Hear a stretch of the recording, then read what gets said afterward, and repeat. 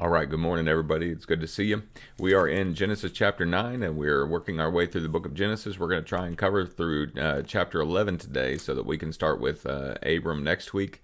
But we're glad to have you, and if you want to go ahead and pause here and read through Genesis 9 through 11, it'll serve as a backdrop for everything that we're going to say and help you to review some things in your mind before we actually get there. But we're glad that you're here this morning. And as always, as is our custom, we're going to start off with doing our review of the book of Genesis. And so Genesis is the book of beginnings. Genesis is the book of generations, and we find that word toledot, the word meaning generations or descendants or lineage or heritage, occurring again and again and again through the book of Genesis. And so that's one of the things we pay attention to. Genesis, in the first 11 chapters, of which we're hopefully going to finish today, follows four great events.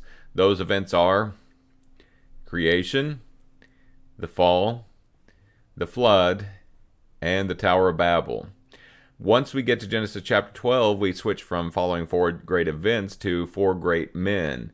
The first one being Abram, then Isaac, then Jacob, and the last one, consisting of the last 13 and 14 chapters of Genesis, is Joseph. That's exactly right. I know that you're doing those along with me, and you're probably rolling your eyes at me right now, but I don't care, just as long as you get it down.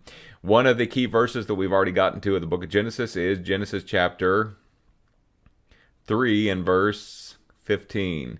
That talks about God establishing from the seed of the woman one that was going to crush the head of the serpent. That's the very first promise of redemption, and the very first promise of the Bible that God is going to do something about the problem of sin that was created there in Genesis chapter 3. I know you're doing that along with me, and I hope that that's helpful to you, and that'll really solidify some things about the structure of Genesis, about the mission of Genesis as the book of beginnings in your mind. As we start with Genesis chapter 9, we find that that Noah is getting off the ark, that Noah is beginning a brand new with his sons, and Genesis chapter 9 is basically kind of a reboot of the human race. God continues to work the plan to bless mankind. The forces of evil are still trying to make captive of man, and we find that God's purposes are still going forward in the book of Genesis and in the scheme of redemption. So as we get to Genesis chapter 9, looking back at what we've seen already, we start off with Genesis 3 and the fall of mankind. There are very clearly through the line of Cain and through the line of Seth, a kind of a good versus evil, a godly line and a sinful line kind of thing. And the earth population over time grows more and more wicked. The sons of God, you remember in Genesis 6, the line of blessing take the wives of the daughter of men. That is the line of those who are not for God's purposes. God becomes sorry that he makes mankind. He cleanses the earth. He creates the global, universal, worldwide flood. And a man named Noah finds grace in God's eyes. The very first time in the Bible that's used, Genesis 6 and verse 8. Noah builds an ark that God instructs him to. He becomes, as the New Testament would tell us, a preacher of righteousness. Can you imagine this, that as Noah was building that ark over the course of about 100 years, people coming by and saying, Noah, what in the world are you doing? And Noah saying, oh, you don't know, God is going to wipe out all of creation. God is going to wipe out all of humanity, and the only hope is going to be here on this ark. And the people looking at Noah and saying, Noah, you got to be nuts. Again, imagining conversation, but surely Noah building a vessel that large would have created and raised some eyebrows. And so as he was continuing to build and as he was continuing to, by faith, operate based upon what God had told him, God was bringing his promises to pass. The world was looking and not understanding, but Noah was continuing to faithfully build. We didn't drop this application off, but let's do it now. People don't understand what Christians are doing. People look at Christians and say, that's the dumbest thing I've ever heard. They look at Christians and the message of Christ and the gospel and say, yeah, I just don't get it. I'm going to continue living my life. And Jesus would say it's going to be like the days of Noah when the Son of Man comes. It's going to be like the like when people are giving a marriage and marrying and going and doing business as usual, when ultimately there's going to come an end. And we don't want to be caught unprepared for that. So we, by faith, continue to build on our faith, on the faith of the gospel. And that's what our mission is. And so these 8 souls get off the ark, as well as all of the animals that were saved there. And let's outline together Genesis chapter 9 and 10, and looking at these things, and then we'll look some applications once we get through with the lesson as a whole. Start out with the verse 17 verses, Genesis chapter 9, and you're looking at God's covenant with Noah. God blessed Noah and his sons and said to them, this is Genesis 9 verse 1, be fruitful and multiply, fill the earth, and the fear of you and the dread of you shall be on every beast of the earth, and on every bird of the air, and on all that moves on the earth, and all the fish of the sea. They are given into your hand. God blesses Noah here.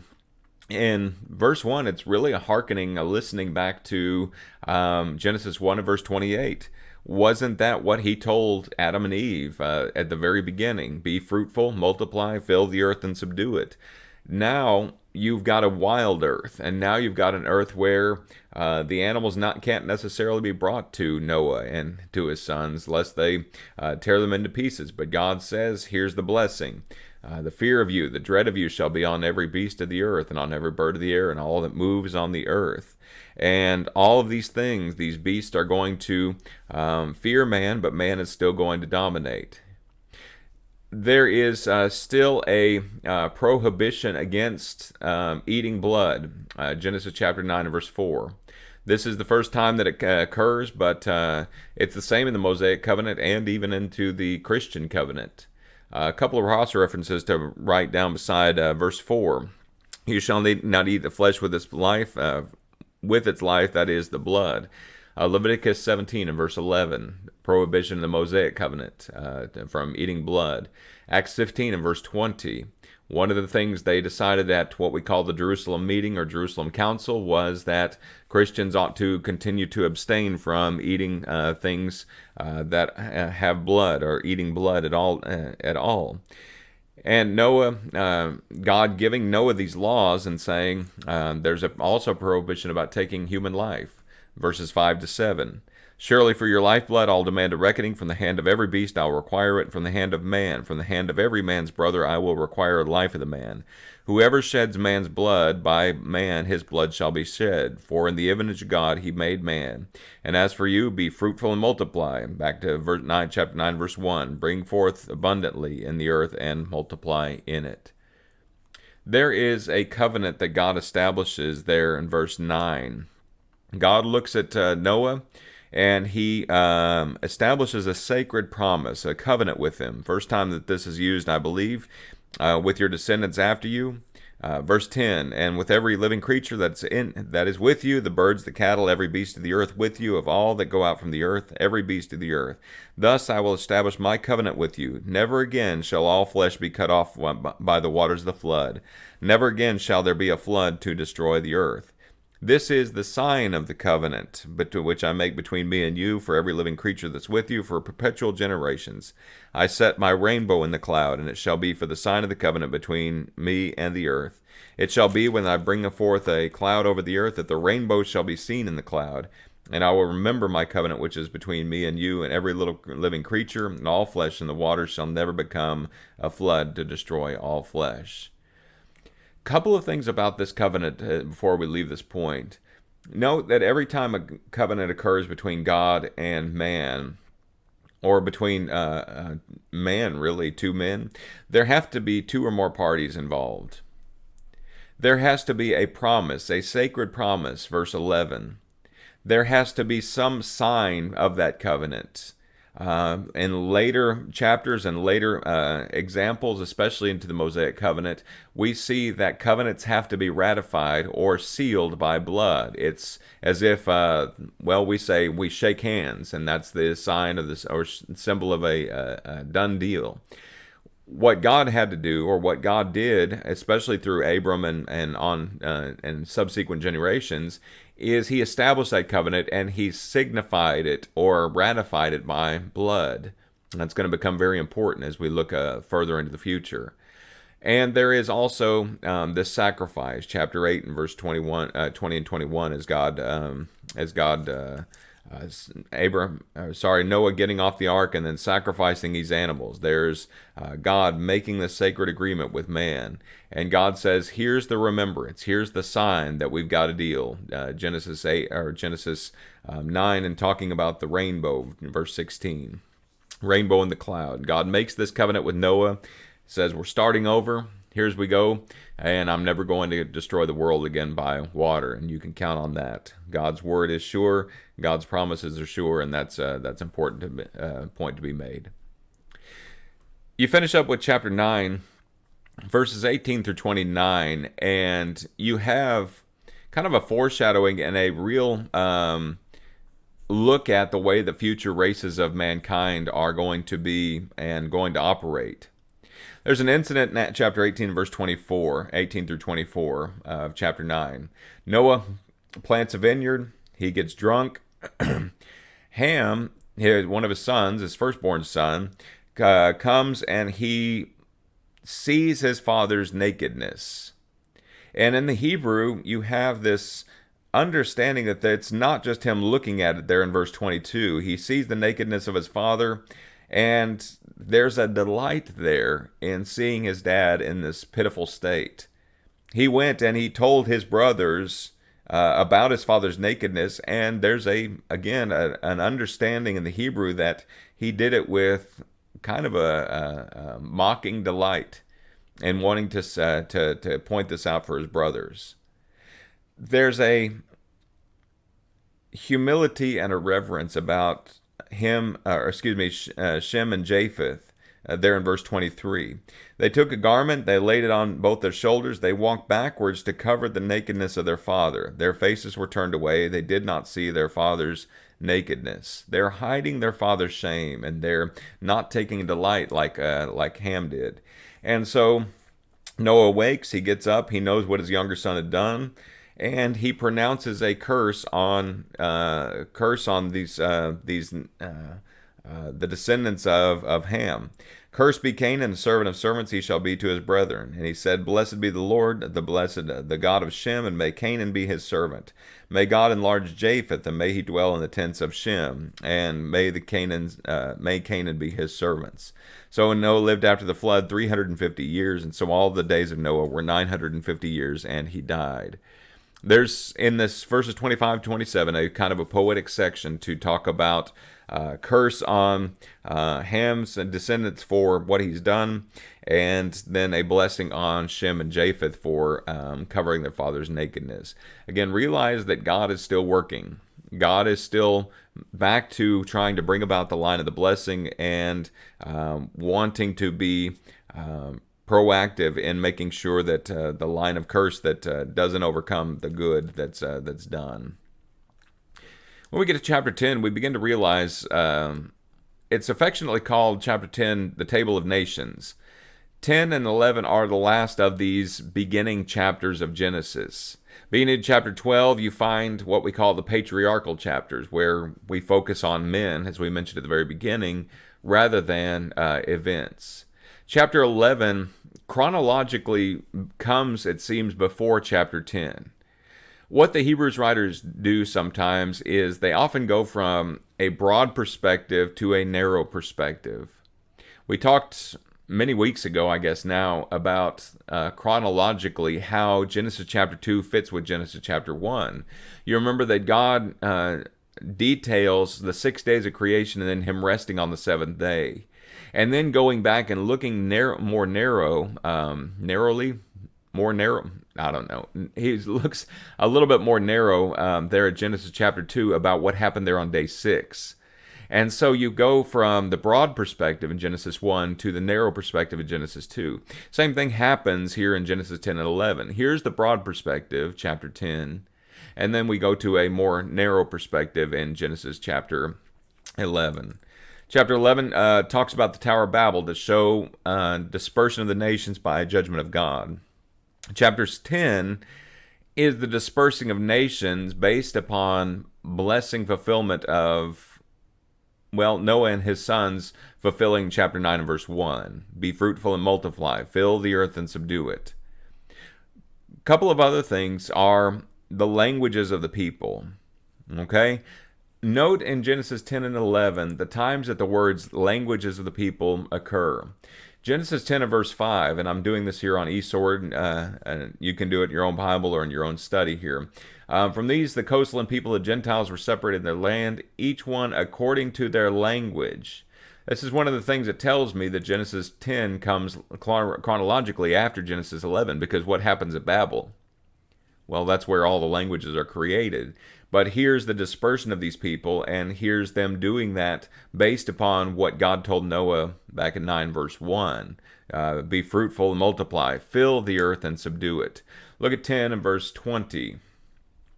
These were the sons of Ham, according to their families, according to their languages, in their lands and their nations. All right. Chapter 10 and verse 31. These were the sons of Shem, according to their families, according to their languages, in their lands, according to the nations. Okay?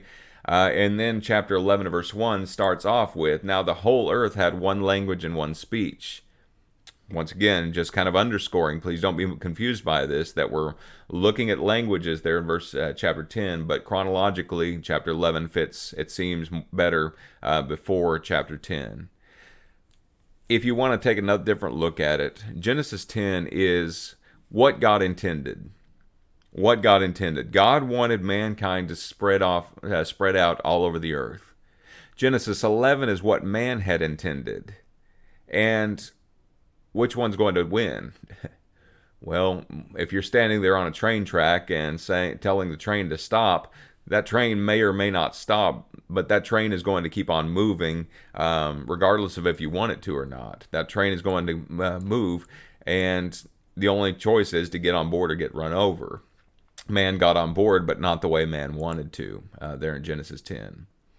All right. One other thing we're going to do, especially in chapter 11, is we're going to follow the seed line. We're going to play a game. Where's the seed line from Genesis 3, verse 15? We're looking, beginning in chapter 10, at the descendants of Noah, okay? Where's the seed line beginning in chapter 10 and verse 1? That's the question we're going to ask. All right? In chapter 10, you start off with the descendants of Noah. All right? This is the Toledot of the sons of Noah, Shem, Ham, and Japheth. He says that just as much in verses 1 and 2. You look at verses 2 through 5, and he's talking about the descendants of the sons of Japheth. Okay, I'm going to underline that here so that we don't forget who we're talking about. 2 through 5 is the descendants of Japheth. The verses 6 and following, verse 6 through 20, is the descendants of Ham. Okay, 6 through 20 is the descendants of Ham. When we look at Japheth and we say, who are these people? The coastland people, the Gentiles, separated to their lands, each one according to their language, according to their families and the nations. These are the people, it seems, that settled north and in the west. We would call them Europeans. The ones that were the ancestors of the Grecians, the ones that settled into Asia Minor. Verse 4, the sons of Javan, most likely the people who settled around the Mediterranean. Kittim represented Cyprus, Tarshish, southwest Spain. Again, think about Japheth and think perhaps European nations. Okay? The sons of Ham were Cush, Mizraim, Put, and Canaan. Verse 6 is the first tier of Ham's sons. They were primarily in what we would call the Near East, Egypt, Africa. All of these people become really bitter enemies of Israel later. Verse 14, the Philistine nations came from them. And the Canaanites, verse 18, the Averdavite, the Zeramite, the Hamathite, afterward the family of the Canaanites were dispersed. These people settled into the land of Israel, and they became bitter enemies of Israel altogether. Of note, here in this, in Ham's descendants is this person right here called Nimrod. Nimrod. I always joke, and I can't ever think about Nimrod without thinking about what my mother used to call my brother and I. What are you two Nimrods doing? The name means mighty hunter. Although that's not necessarily the way I think that my mom meant it when she would say it. Nimrod can also mean, in a negative sense, rebellious or rebellious one. So in one sense, and maybe mighty hunter, on the other side, it might be rebellious. Kind of an ancient Chuck Norris, if you like. Verse 10, the beginning of his kingdom was Babel. Who was the one that established Babel? It seems like Nimrod, the mighty hunter before the Lord. Beginning of his kingdom was Babel. He established that, and we'll look more at that in Genesis chapter 11 and verse 2 in just a moment. Moving on down, in verse 22, we're going to underline this because this is the next of Noah's sons. Here is Shem, verses 21 to 31. Note that all of these people are dwelling to the east of the land of Canaan. We would call it, verse 31, the Middle East. The Aram, the Fertile Crescent, Mesopotamia, Babylon, Eastern countries, Asia proper.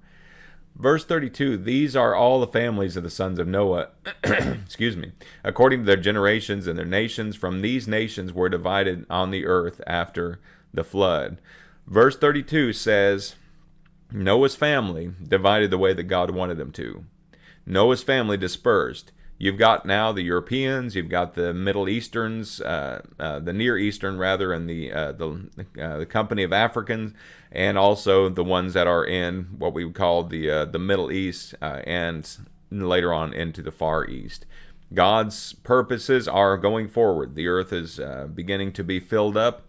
People are beginning to divide and move to different areas, and that's the way that He wanted it. All right. However, chapter 11 details this event that happens kind of right in the middle, or the beginning of, it happens chronologically, as we mentioned a little while ago, before chapter 10, before these languages were dispersed into the Europeans and Near Easterns and Africans, and then the Middle Easterns. This is the fourth last great event of Genesis, chapter 11, verses 1 through 9. Again, note the emphasis on language. Note the emphasis on speech.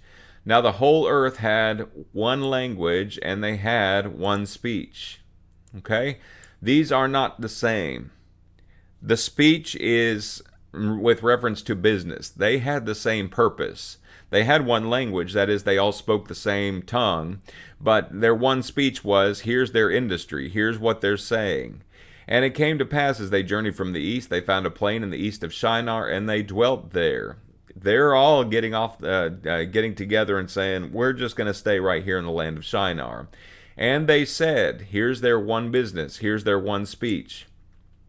Come, let's make bricks, let's bake them thoroughly. They had bricks for stone, they had asphalt for mortar.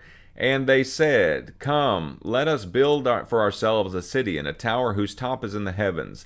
Let us make a name for ourselves, lest we be scattered abroad over all the face of the whole earth. Beside verse 4, write out Genesis 9 and verse 1. What was God's purpose?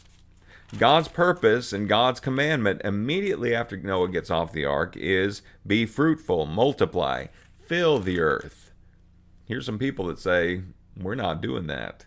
After our father Nimrod, rebellious, mighty hunter, however you want to term it, we're going to stick around and we're going to stay in one place, in one geographic location. Let's build ourselves a city, a tower whose top in the heavens. Let's make a name for ourselves, lest we be scattered over the face of the whole earth. But the Lord came down to see the city and the tower which the sons of men had built. I like this in verse 5 because it's really kind of tongue-in-cheek. The way that Moses, being the writer of this book, writes it. It doesn't matter how high a person can build a tower. It doesn't matter how lofty their expectations. It doesn't matter how exalted they think of themselves. God is always going to have to condescend, to come down to mankind in order to see what man is doing. Man can never, in his own thoughts and his own imagination, ascend to heaven or ascend to the place where God is, or make himself so lofty that, well, God can't bring him down. God came down to see the city and the tower which the sons of men had built. The Lord said, indeed, the people are one, and they all have one language. There's our reference to speech again. This is what they begin to do. Now nothing they propose to do will be withheld from them. Come, let's go down, and there confuse their language, that they may not understand one another. So the Lord scattered them abroad from over there to the face of all the earth, and they ceased building the city. Therefore its name is called Babel, because there the Lord confused the language of all the earth, and from there the Lord scattered them abroad over the face of all the earth. This word Babel, the Babylonians would say, is a word that designates strength. It designates the gateway to the gods, as the Babylonians thought. The word in Hebrew simply means confusion. The word babble is confusion. We talk about somebody that's just babbling. Well, they're just saying something, and they're not really considering what they're saying. They're just ignorantly speaking. But the sin of Babel here in chapter 11 is interesting to think about, because with their pride and with their technology and with their prowess and their lofty expectations, they wanted to make a place where they could have God come and meet with them. They wanted to look at God and say, well, we're up on the same level as him. And God looking at them and saying, they've got one language. This is what they begin to do. Verse 6, nothing they propose to do will be withheld from them. It's really an act of grace. It's really an act of mercy that God confused man here on this occasion, because what we know, and we made this point back when we were talking about God shortening lifespans, that God did that as an act of mercy because we can make a huge mess of things just in 70 or 80 years on this earth.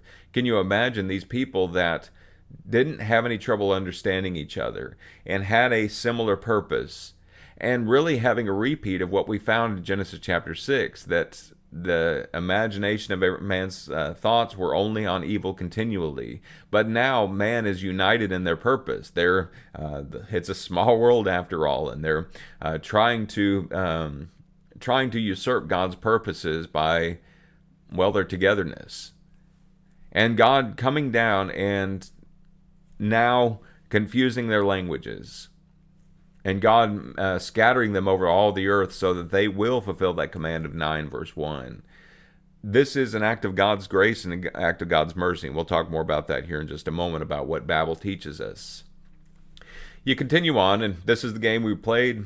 Where is the seed line? The seed line is right here, and you may go through chapter 10 or chapter 11 rather, and mark where these names occur. Here is the genealogy, the Toledat of Shem. Shem was 100 years old. He begot Arphaxad. He lived 500 years, begot sons and daughters. We're back to the chapter 5 formula. Arphaxad lives 35 years, begot Salah. He begot Salah. Arphaxad lived 403 years, and begot sons and daughters. Salah lived 30 years and begot Eber. After he begot Eber, Salah lived 403 years, and had begot sons and daughters.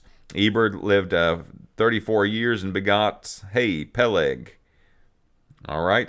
Peleg is coming from the line of Eber. All right. Eber is coming from the line of Salah.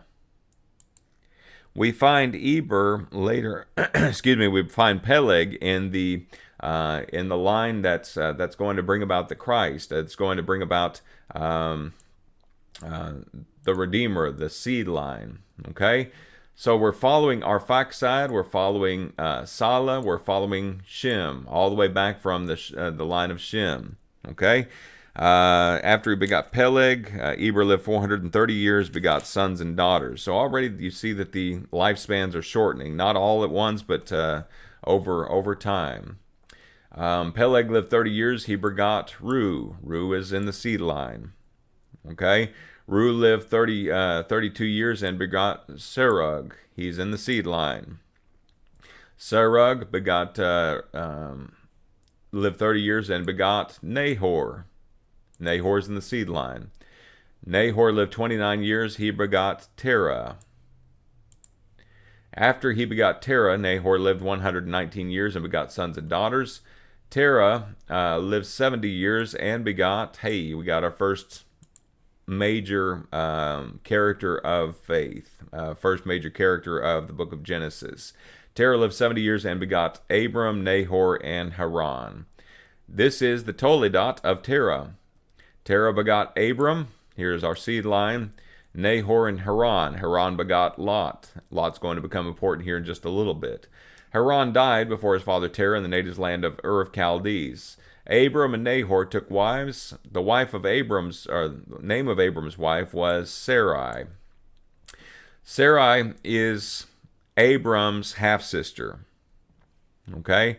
She is Abraham's half-sister. You're going to find that actually in Genesis 20 and verse 12, a little bit later on, when Abram said to the leader, I believe in Genesis 20, it was Abimelech, the king. He said, "Oh, she's my sister." Well, it's kind of a half-truth because she's his half-sister, but that's Genesis 20 and verse 12. Abram took his wife Sarai, and the name of Nahor's wife Milcah, the daughter of Ron, the father of Milcah and the father of Iscah. All right. Verse 30 is very, very important. It's important to our timeline because, well, Sarah doesn't have any children. Going all the way from verse 10 all the way down to 26, we find descendant, descendant, descendant, begetting, begetting, begetting, or begetting, begetting, begetting, however you want to say it. And all of this fertility and all of this continuing of the line. Now we find Abram, the first major character of the book of Genesis. And we look at Abram and find that he has this wife, and she is putting the brakes on all this fertility. Her body is not such that it can have children. She is barren. She had no child. This is the first major stopping point here in the book of Genesis because, well, how's that seed line going to occur? How's that going to continue with the seed line of from the promise all the way back from Genesis chapter 3 and verse 15? Being barren was a very, very serious thing in the ancient Near East. It was a grave condition that you didn't have any progeny. You didn't have any kids that were going to come after you. And it was seen by many people as a lack of blessing by God. You know, children are a heritage from the Lord. Blessed is a man whose quiver is full of arrows, whose house is full of children. And the one that God chose to carry on the seed line was one and his wife who didn't have any children, who couldn't have children. And as you find the Genesis 11 verse 31 following, concluding, Terah is taking his son, his grandson Lot, the son of Haran, his daughter-in-law, and they're going out of Ur of Chaldees to the land of Canaan. They came to Haran and dwelt there. Okay? They're moving, first thing, to Haran. And then Terah ends up dying at an age of 205 years. As we get to Haran, you're going to find the second major call of Abram. The second major call of Abram occurs there in Haran, but the first one actually occurred in Ur of Chaldees, which we don't actually get to until the book of Acts. We don't read about that until the book of Acts. But here's this man, his wife, and they have effectively stopped the line, the seed line, because there's no way that earthly that they could have children. And that's the one that God chooses to be the one whose high water mark of faith becomes something that the Jews really reveled in and something that the Jewish people really held on to. A couple of applications here at the very end as we finish up this morning. Let's talk about Babel just for a moment. Why did God confuse the languages? Why did God do that?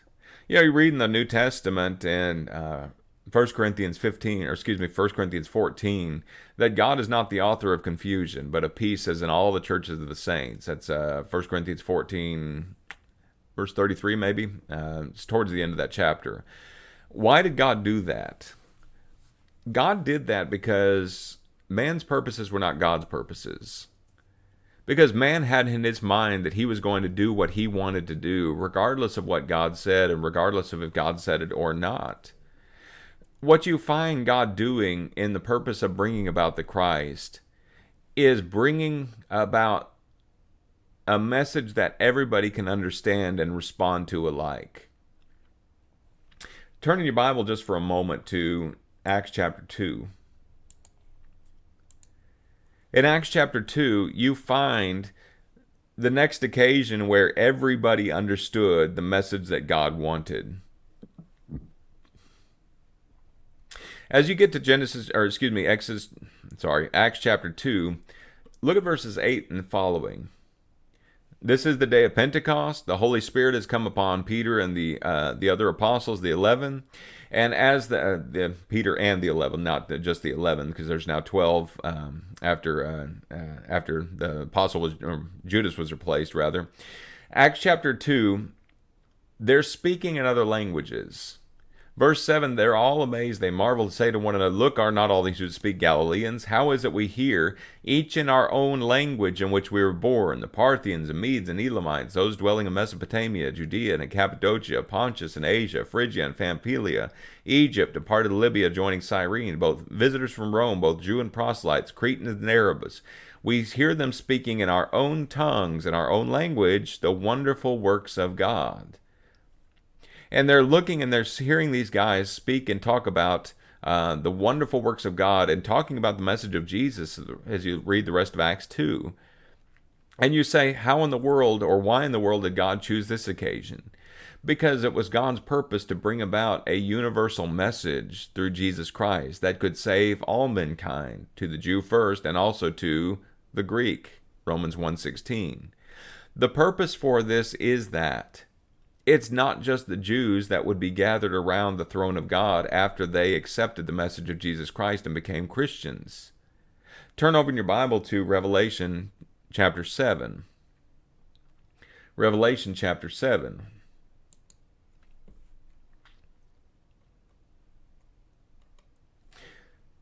You have in the first 8 verses of Revelation 7 the sealing of the tribes of Israel, the ones that were that accepted the gospel message, and the ones that turned to Jesus Christ, and all of these are sealed. And there's 144,000, a symbolic number for the completion. The 12, the number that accepted the message of Christ. But you look at the rest of it, and here's us. Verse 9. After these things I looked, and behold, a great multitude, which no one can number, of all, here we go, nations and tribes and people and tongues, standing before the throne and before the Lamb, clothed in white robes, with palm branches in their hands, and crying out with a loud voice, saying, Salvation belongs to our God, who sits on the throne, and unto the Lamb. Here are these people from all nations, from all tribes, from all people, and from all tongues, who are all crying out the same thing. It's not the message of, look at how strong we are, let's build ourselves a mission, and let's build ourselves a tower that reaches the heavens. Go back to Genesis chapter 11. Here's these people in verse 4 saying, come, let's build us ourselves a city and tower whose top in the heavens. Let's make a name for ourselves, lest we be scattered abroad over all the face of the earth. Here's people in Revelation chapter 7 who are saying, salvation belongs to our God and unto the Lamb. Our purposes are His purposes. God creating unity through the gospel and through people accepting that message has been His purpose. God brought the gospel so that everybody could have the same hope. And it wouldn't be God against man, it would be man with God, with His purposes. I think another important lesson to concentrate on is this. All of us share a common ancestry. All of us share a common ancestry. Look over in, if you're still there in the New Testament, it's Acts chapter 17. Acts chapter 17. We're going to look at Paul's sermon on Mars Hill here in verse 26 just for a moment. Acts 17 and verse 26. in the middle of Paul talking about God and making of one nation, Paul says in Acts 17, verse 26, He has made from one blood every nation of men to dwell on the face of the earth, and has determined their pre-appointed times, their boundaries of their dwellings, so that they should seek the Lord in hopes that they might grope for him and find him, although he is not far from each one of us. God made from one man every nation, starting back with Adam. Genesis 10 reminds us that nationalism, things like racism, racial intolerance, segregation, those really have no part in the lives of anybody, or should have no parts in the lives of anybody, because, well, we're all of one blood. Just because a group of people settled in a different part of the world, or have a different language, or have a different culture, or have a different background than us, does not mean that they're inferior to us at all. It doesn't mean that they're less than people just because they don't share the same ancestry or the same common background. But listen, we were all one at one time. We have all come from Adam and Eve and from their bloodline. And truthfully, racism, it should have absolutely no part in, well, America or in the world as a whole, but especially in the kingdom of God. One man said the golden rule is illogical, apart from the understanding that we're all descended from Adam. Our blood, our heritage, our future, the way we treat one another has to do with the fact that we're all human, and the fact that we've all got, well, one blood coursing through our veins, even though pigment of our skin may be different. We cannot be racist and please God. We cannot think that one race is superior to another and expect that we're going to love our neighbor as ourselves, or expect that we're going to treat others the way that we want to be treated. Because, well, if I consider another race to be inferior, I'm going to treat them differently. I'm not going to treat them the way that I want to be treated. I think it was Marshall Keeble, famous black preacher from years ago, that talked about Mark 16, 15, and 16, and talking about go preach the gospel to every creature. And Brother Keeble said, you may not think that you may not think that as a black man I'm a human, but at least acknowledge that I'm a creature and I deserve the gospel too, because I'm a creature. I'm one who bears the image of God. I'm one who deserves somebody to come and talk to me about my soul's salvation. We can't be concerned about somebody's soul if we're too busy looking at their skin. And that's a message that Genesis 10 and 11 teach us. Last one that we'll talk about before we finish up this morning. Even our language differences, even our linguistic differences point to a common problem and a common need. Jesus loves the little children, all the children of the world, red and yellow and black and white. They are precious in His sight. Jesus loves the little children of the world. Our kids get it. Our kids understand that there may be people that don't speak the same language as me. There may be people that don't look like I do. But we're all human. Even though we don't speak the same language, even though we don't have the same cultures we mentioned just a moment ago, we all still have the same need, and that is the need for the gospel. We all still have the same desire, and that is the desire for a relationship with God. We may try and fill it with many different things. We may try and make ourselves feel bigger or more important or more prominent than other people. But the truth is, we all stand at equal footing at the base of the cross. And here in Genesis 10 and 11, we find people that are rebellious against God. And we all at one time were rebellious against God. And we have a responsibility to hear the message of the gospel in our own language and to respond to it and understand that that's the only thing that could do anything to change substantially our life.